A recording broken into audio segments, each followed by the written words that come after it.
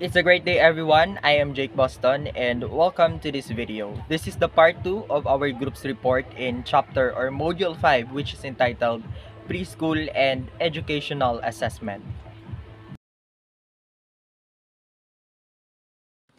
For the topic outline in this presentation, I will discuss the psychoeducational test batteries. And under this main topic are Woodcock-Johnson test batteries, Kaufman assessment battery for children, and Kaufman assessment battery for children second edition. Further, for the intended learning outcomes, by the end of this topic, you must be able to first know what are the psychoeducational test batteries and their uses. And second, determine what are the widely known and widely used psychoeducational test batteries and their uses. Now, let us discuss what are psychoeducational test batteries.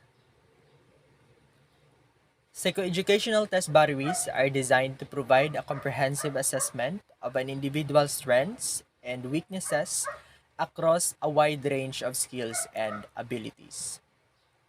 So these are test kits that generally contain two types of tests. Those tests that measure abilities related to academic success and those tests that measure educational achievement in areas such as reading and arithmetic. These comprehensive test batteries are more general in focus, sampling from a broad array of skills within a particular domain. And the data derived from these batteries allow for normative comparisons. It is, for example, how the student compares with other students within the same age group, as well as an evaluation of the test taker's own strengths and weaknesses. Importantly, these test batteries are better and a useful tool to plan educational interventions. Now, let us take a look at the first psychoeducational battery, which is the Woodcock-Johnson test batteries. It is reported to provide a wide-range, comprehensive set of individually administered tests for measuring cognitive abilities, scholastic aptitudes, and achievement. This refers to the fourth edition of the test battery, namely the Woodcock-Johnson 4, that sets a new standard for evaluation of individual strengths and weaknesses among the theory-based measures of academic achievement, the oral language, and the cognitive abilities. Whereas its predecessor, the Woodcock-Johnson 3 or third edition, was a psychoeducational test package consisting of two co-normed batteries, which are the test of achievement and the test of cognitive abilities. The Woodcock-Johnson 4 consists of three co-normed test batteries. Particularly, these are the tests of cognitive abilities, tests of oral language, and the test of achievement.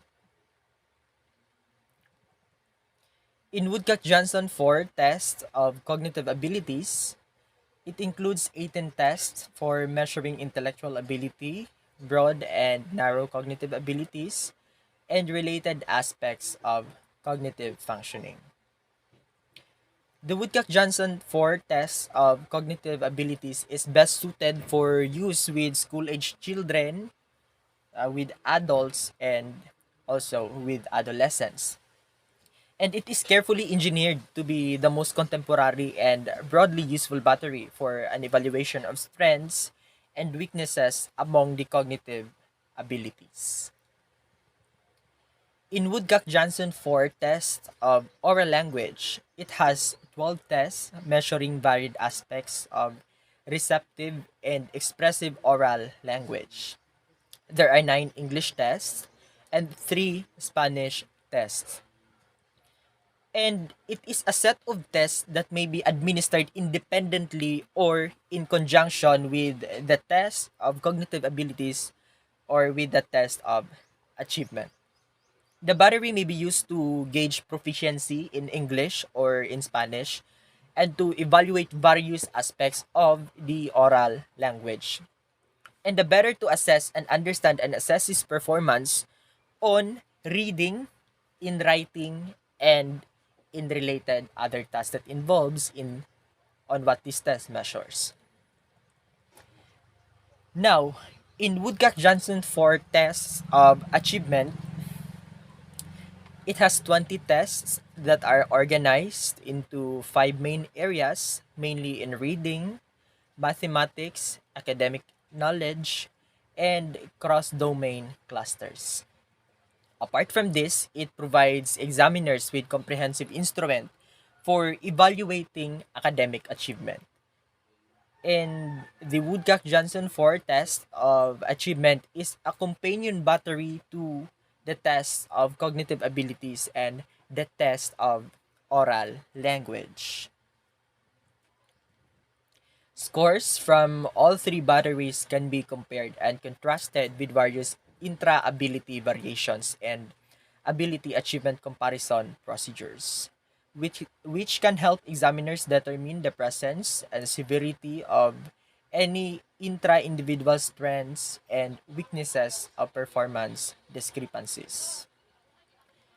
The three batteries can be used independently or together in any combination, and also additional interpretative options are available when batteries are used together.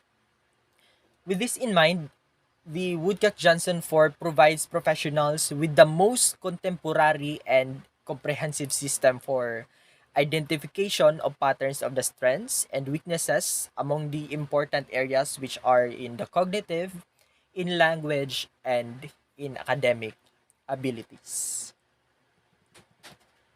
There is also a co-norm but separate battery of early development tests called the ECAD, or the Woodcock-Johnson 4 test of early cognitive and academic development. It is designed primarily for use with children from 30 months through 7 years of age, and also appropriate for use with children ages 8 through 9 who have cognitive developmental delays.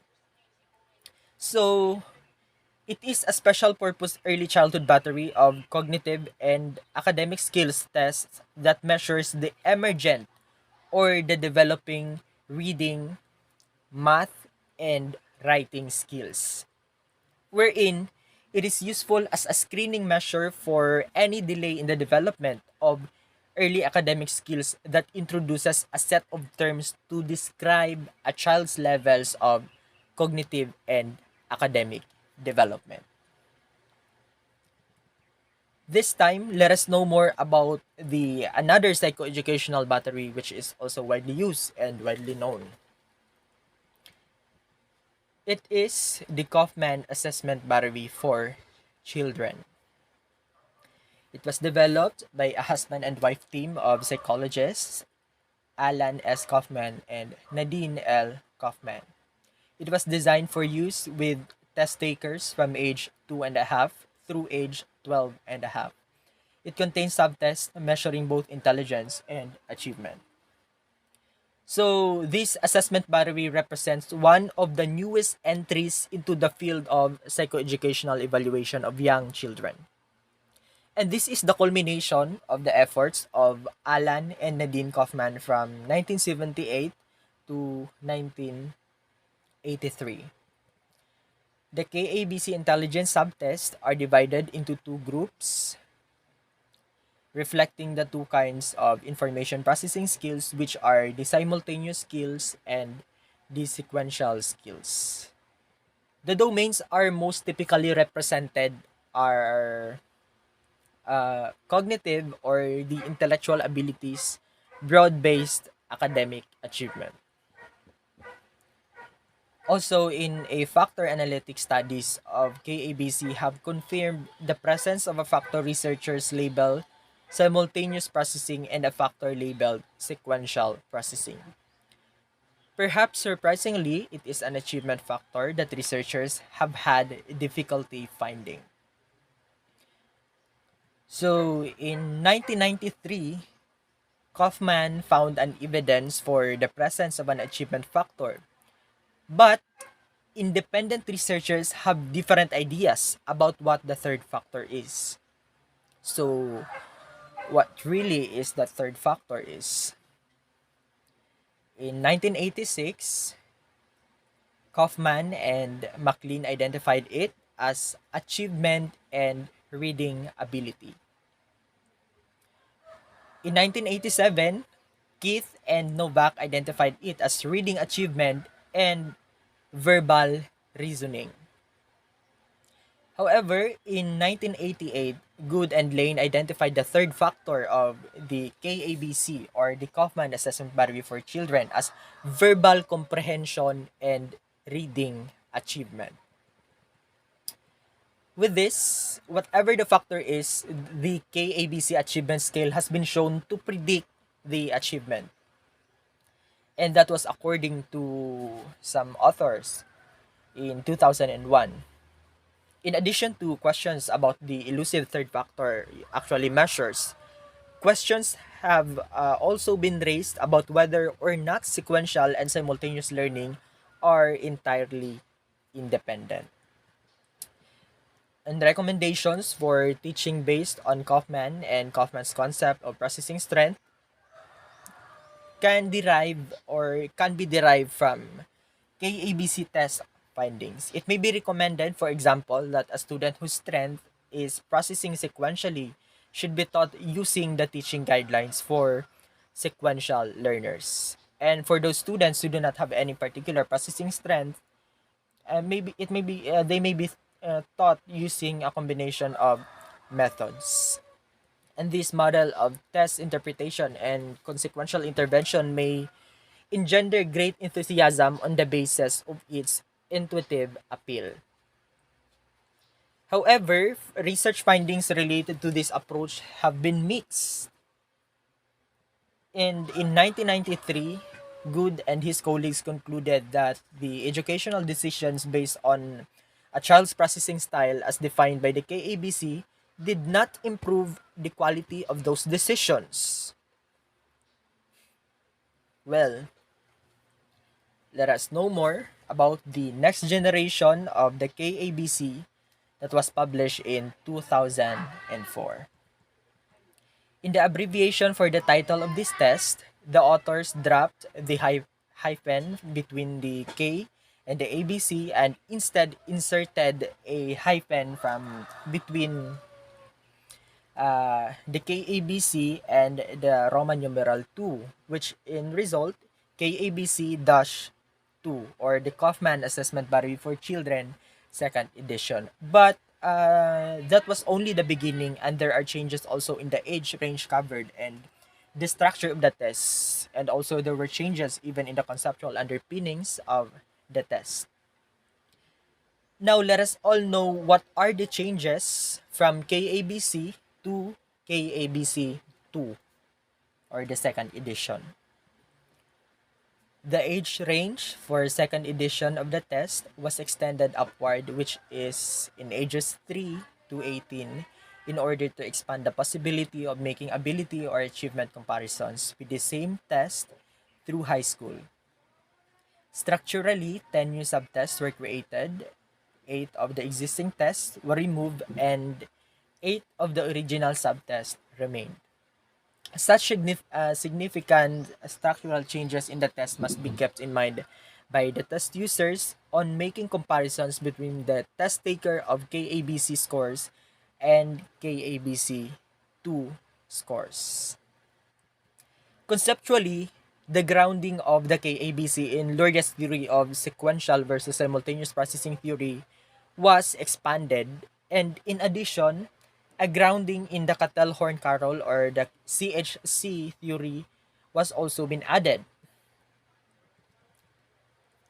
So this dual theoretical foundation provides the examiner with a choice as to which model of test interpretation or which kind of model of test interpretation is optimal for the particular situation. As stated in the publisher's promotional materials, you can choose the Cattell-Horn-Carroll model or the CHC for children from a mainstream cultural and language background. And if crystallized ability would not be fair indicator of the child's cognitive ability, then you can choose the Luria model, which excludes the verbal ability. You can administer the same subtest on 4 or 5 ability scales, then interpret the results based on your chosen model. Either approach gives you a global score that is highly valid and that shows small differences between ethnic groups in comparison with other comprehensive ability batteries. So, in general, reviewers of the KABC2 or the Kaufman Assessment Battery for Children Second Edition found it to be a psychometrically sound instrument for measuring cognitive abilities. However, few evidence is with its new dual theoretical basis or which the concerns on its new dual theoretical basis. For example, in 2007, Thorndike wondered aloud about assessing two distinct sets of processes and abilities without adequately explaining on how a single test can measure two distinct constructs. Also, in 2007, Braden and Oos expressed their concern that combining the two interpretive models rather smacks of trying to have and market it in both ways. In 2008, Bain and Gray were disappointed that the test manual did not contain sample reports based on each of the models. Some reviewers also raised questions about the variable or the variables that were actually being measured by the KABC2. For example, in 2007, Reynolds and his colleagues questioned the extent to which a certain supplemental tests could best be conceived as measures of specific abilities or measures of multiple abilities. In general, however, they were satisfied that for the school-age children, the KABC2 is closely aligned with the 5 CHC broad abilities. It is that it intends to measure. On the other side, the other researchers in 2009, just like Morgan and his colleagues, have also confirmed that the KABC2 is indeed tapping the broad CHC abilities. And that ends my discussion for these topics. These are my references for the report. Thank you, and I hope you learned something.